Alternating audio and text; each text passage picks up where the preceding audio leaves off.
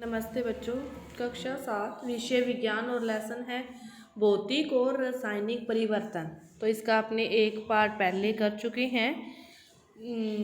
भौतिक परिवर्तन क्या होते हैं, रासायनिक परिवर्तन क्या होते हैं, तो इसका आगे का जो भाग है वो अपने अब संपन्न करेंगे।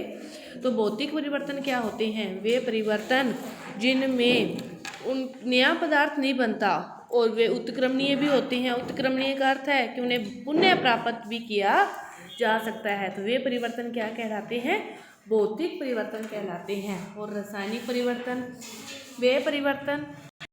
वे परिवर्तन जिनमें नया पदार्थ का निर्माण होता है और ये अनुत्क्रमणीय होते हैं, तो ये क्या कहलाते हैं, रासायनिक परिवर्तन। इसके बाद अपने कुछ क्रियाकलाप भी किए थे। तो क्रियाकलाप 6.7 देखो क्या दे रखा है कि कांच का एक गिलास ले लो या कटोरा ले लो और चौड़े मुंह की बोतल में लगभग आप आधा कप पानी लेकर उसमें 1 चम्मच आप कॉपर सल्फेट का घोल ले लो। आप एक कटोरा लेके उसमें पानी लेकर और उसमें कॉपर सल्फेट का घोल ले लो और इस विलयन में आप तनु सल्फ्यूरिक अम्ल की कुछ बूंदे भी मिलाओ। आपको नीले रंग का विलयन मिल जाएगा।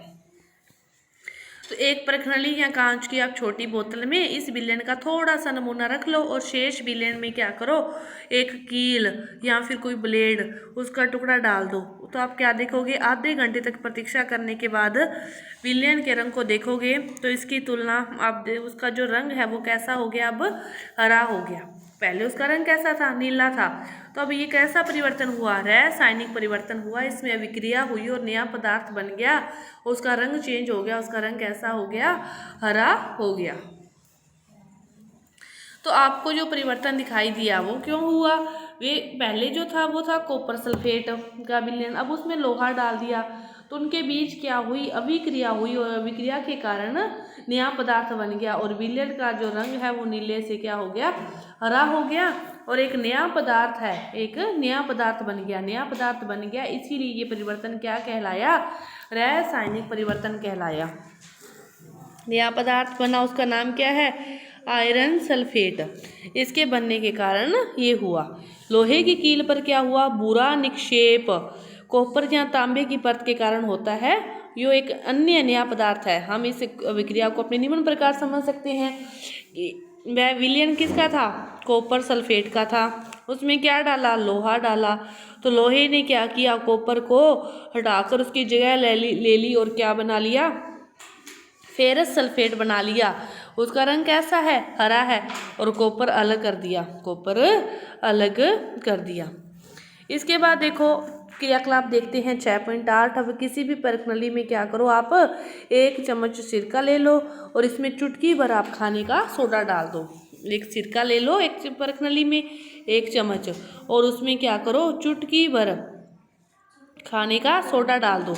आपको एक बुदबुदाहट की ध्वनि सुनाई देगी। गैस के बुलबुले क्या निकलते हैं, बाहर की ओर निकलते हैं। अब क्या करो, इस जो बाहर की ओर गैस निकल रही है, इस गैस को आप ताजे बने चूने के पानी में से गुजारनी है। कैसे गुजारनी है, ये देखो कि ये आपका वो है, इसमें से जो गैस निकल रही है उसको एक परखनली की सहायता से ताजे बने आप चूने के पानी में गुजारते हो। तो चूने के जो पानी का रंग है वो कैसा हो जाता है, दूधिया हो जाता है। कि जब कार्बन डाइऑक्साइड को चूने के पानी में प्रवाहित किया जाता है तो कैल्शियम कार्बोनेट बनता है। क्या बनता है, कैल्शियम कार्बोनेट बनता है और जिससे चूने का पानी दूधिया हो जाता है। और चूने के पानी का दूधिया जो होना है वो किसका मानक परीक्षण है, कार्बन डाइऑक्साइड का मानक परीक्षण है। कि कार्बन डाइऑक्साइड की उपस्थिति कहाँ कहाँ है और कहाँ कहाँ नहीं, इसका मानक परीक्षण है चूने का पानी का दूधिया होना। कि चूने के पानी को आप जिस में से गुजारते हो तो चूने का पानी दूधिया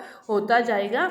और यदि कार्बन डाइऑक्साइड उपस्थित है और यदि कार्बन डाइऑक्साइड अनुपस्थित है तो चूने का पानी दूधिया नहीं होगा। तो वह परिवर्तन जिसमें एक से अधिक नए पदार्थ बनते हैं वे क्या कहलाते हैं, रासायनिक परिवर्तन कहलाते हैं। वह परिवर्तन जिसमें एक से अधिक नए पदार्थ बनते हैं वह क्या कहलाते हैं, रासायनिक परिवर्तन कहलाते हैं। भौतिक परिवर्तन में नया पदार्थ नहीं बनता और रासायनिक परिवर्तन में नया पदार्थ बनता है। तो ये रासायनिक परिवर्तन और भौतिक परिवर्तन है। इसके बाद देखो सुरक्षात्मक आवरण, अपने जो वायुमंडल में ओजोन की परत है, इसके बारे में सभी ने सुना होगा।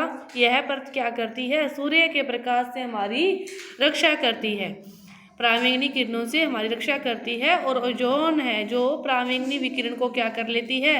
अवशोषित कर लेती है और ऑक्सीजन में परिणत हो जाती है। ऑक्सीजन ओजोन से भिन्न होती है। और क्या हम ओजोन के अपघटन को रासायनिक परिवर्तन कह सकते हैं? तो यदि ओजोन द्वारा पराबैंगनी विकिरण अवशोषित नहीं होती तो वह पृथ्वी की सतह पर पहुंचकर हमें और अन्य जीवों को हानि पहुंचाती है। ओजोन इस विकिरण से हमें सुरक्षा प्रदान करने में प्राकृतिक आवरण की तरह कार्य करती है। संभवतः आपने देखा होगा कि यदि सेब को काटने के बाद अपने उसको ना खाएं, कुछ टाइम के लिए छोड़ दें, तो उसका रंग कैसा हो जाता है? उसका रंग भूरा हो जाता है। और उसका रंग भूरा होने का कारण क्या है? कि उसमें आयरन पाया जाता है और जो वायु से क्रिया कर लेता है और एक अन्य रासायनिक पदार्थ बन जाता है। यह क्या कहलाता है? रासायनिक परिवर्तनों के सारे उदाहरण हैं। इसके बाद देखो लोहे में जंग लगना। लोहे में जंग लगना कि आइए हम जंग लगने की घटना पर अपने विचार करते हैं। तो यह एक ऐसा परिवर्तन है जो लोहे की वस्तुओं को प्रभावित करता है, धीरे धीरे उन्हें क्या कर देता है? नष्ट कर देता है। उनके जो गुण हैं वो खा जाता है, लोहे में वे गुण नहीं रहते। यह क्या है? लोहे में जंग लगने के बाद लोहे में पहले वाले जो गुण हैं वह नहीं रहते, उसका जो कमज़ोर हो जाता है, जो उसके जो अणु हैं उनका जो बॉन्ड है, बंध है, वो कमज़ोर हो जाता है। चूंकि लोहे का जो उपयोग है वो पुल बनाने में, जहाज, कार, ट्रक आदि का ढांचा बनाने में, अन्य कई वस्तुओं को बनाने के लिए किया जाता है। जंग लगने के कारण बहुत सारी आर्थिक हानि हो जाती है। अपने घरों में भी अपने कोई लोहे का कीमती सामान रखा होता है, उसकी अपने सार संभाल नहीं करते, वायु और पानी की उपस्थिति में वह पड़ा रहता है, तो उसमें जंग लग जाती है और बाद में वह काम का नहीं रहता। जंग लगने की प्रक्रिया को अपने निम्न प्रकार समझ सकते हैं कि जो लोहा है उसको लिखते हैं Fe से। लोहा क्या है? Fe। इसके बाद ऑक्सीजन पड़ी है बाहर से वायु में, और जल भी मिल जाता है बाहर, तो जल होता है H2O। जल होता है H2O।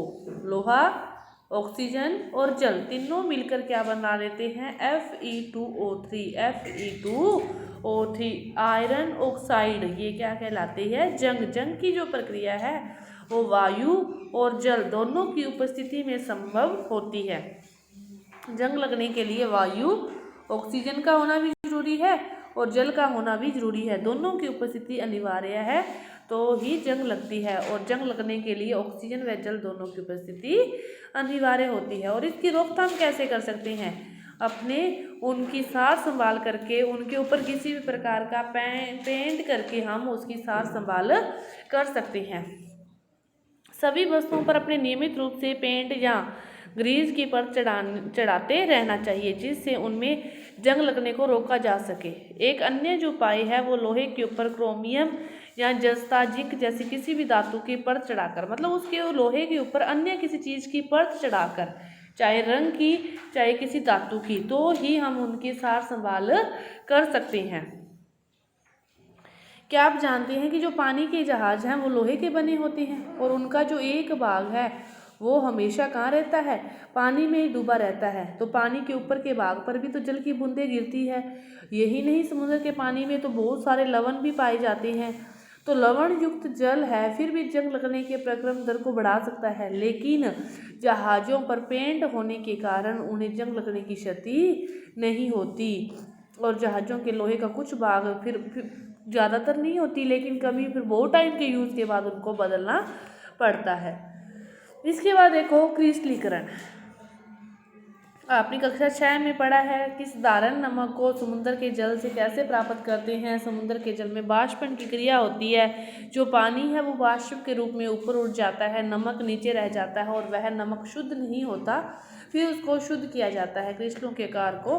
तो फिर किसी भी पदार्थ को से उसके जो शुद्ध क्रिस्टल है कि वो शुद्ध नहीं है और उसके शुद्ध क्रिस्टल प्राप्त करने के विलयन से प्राप्त किए जाते हैं, तो यह प्रक्रिया क्या कहलाती है? क्रिस्टलीकरण कहलाती है।